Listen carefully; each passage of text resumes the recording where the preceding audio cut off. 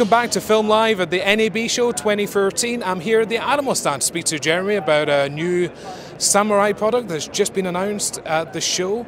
As some of you guys might know, we've been huge fans of Atomos products for the last few years. We've been using the Ninja, then the Ninja 2 on a range of cameras that we've been using, and the ability to get that high quality ProRes content straight out of the drive into the edit system has been a lifesaver for us doing this kind of content. The speed and efficiency is just absolutely amazing. So I am super excited to speak to Jeromy about the Samurai Blade. Jeromy, hey Ben, how you doing? Tell us a little bit about this new product. All right, so the Blade, let's come over here. It's all about the product, guys. So the Blade is our new Samurai. It has all the same features as Atomos 4, which is on the Ninja 2 and the Samurai. And basically we're looking at a 1280 by 720, 325 DPI screen. So this is the equivalent resolution of your phones, which means now the video world gets those screens. And the reason they haven't had them is because they're in the RGB space, they're not YUV, they don't have the calibration materials. We've now worked with a panel manufacturer to get that. We've called it the Super Atom IPS screen. We give you super clear, super bright, super blacks. And that's what you need for video production. We've also added a waveform monitor to this version of Atomos, which is Atomos 5. And it has alpha channels, so we can start to move our operating system and give it a better user interface. It's nice and easy to use now, but we can clean up the user interface a bit and give you more features. So let's go in and have a look at what we've got here. So you can see that the resolution of this screen as I go in, you think it's in focus, then you go a little bit more and look at the sharpness in that face. You can definitely do it by eye, but we've got focus peaking and all the same functions that we have in Atomos 4. And then we've got the waveform monitor here. So this is the color representation is simply standard color in YUV. So you get exactly what you're going to get on your TV. And look at the resolution of that waveform. You can really set up your shot and make this the perfect image that you want. You touch the screen and it gives you, oh, where am I? There we go. And it gives you the full waveform down the bottom. We also go full screen, but you can see that the resolution there of this 325 DPI screen is just phenomenal. We think that this will be the future of recording. We've also worked very hard with the camera makers to give you start, stop, and time code from HDMI cameras. So the 5D Mark III, the 1DC, we've got the Nikon D800 cameras, we've got the Sony Alpha 99s in the lower end, all the way up to the Reds, to the F55s, and through the PMW series. Your older cameras, your new cameras can all get higher quality recording. And now we've thrown in the monitor. It's either a kick-ass monitor that records, or it's a kick-ass recorder that monitors. And it's $12.95.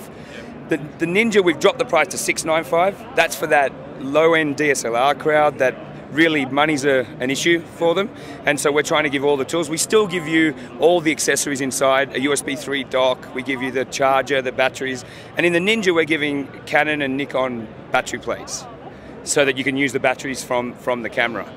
So we think it's a pretty amazing solution, and that'll be available, we're saying June. I'm hoping to get it out end of May, but it takes a while to ship to people, so we'll see how long that takes. But by June, you'll be having these in your hand. Jeromy, I know a big problem for DSLR users has been the ability to get that clean HDMI feed out to feed into the Ninja, and that's been driving people nuts for years now. Nikon put the cat out amongst the pigeons and brought out the D800. And then a series of cameras, 3200, 5200, 7100, 600, from $300 to $4 grand. They all do clean out. So they're making a big play in this market.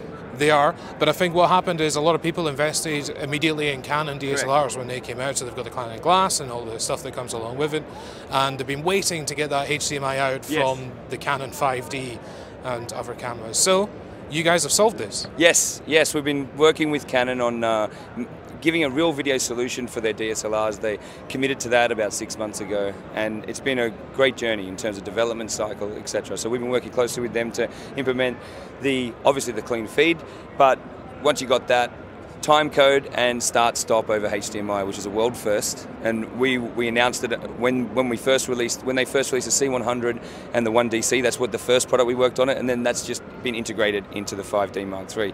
So if I can show you exactly how it works.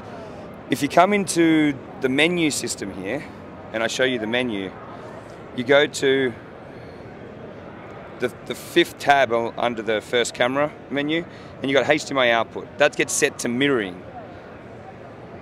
This is for an external device. I tried to get external Atomos device, but they wouldn't do it. So I'm on mirroring there, and then you go to time code, and inside, you notice the HDMI is grayed out and I can't select it. I need to take out the cable there, push HDMI, and then you've got time code on, rec command on, and that's our protocols together. And so we then pump it in there, and what you have, we hit start on the output, and there I am, I've got a clean output full frame coming from this camera. I'm looking there, I can focus, I can use my focus peaking to make sure I'm in focus there, that's definitely in focus, turn that off. And then I want to start recording. If I go back, you can see the time code matches the time code on the camera, and then I hit start, and I'm recording. And I'm recording full HD down here in MPEG, and I'm recording my higher quality ProRes or DNX up here. So some exciting things from the Atomos stand. We've got the Samurai blade with that fantastic high-res display, and finally HDMI out from the Canon 5D, which will transform the way that you shoot film on a DSLR camera. This is Film Live, as always. If you want to keep up to date with everything that we're doing at the NAB show, follow us on Twitter and Facebook. And if there's anything else that you guys want to find out about while we're at the show, do drop us a line, comment, send us a tweet, send us a Facebook message, whatever. There's all these different ways to get in touch. There's no excuse. Let us know and we'll go and find out.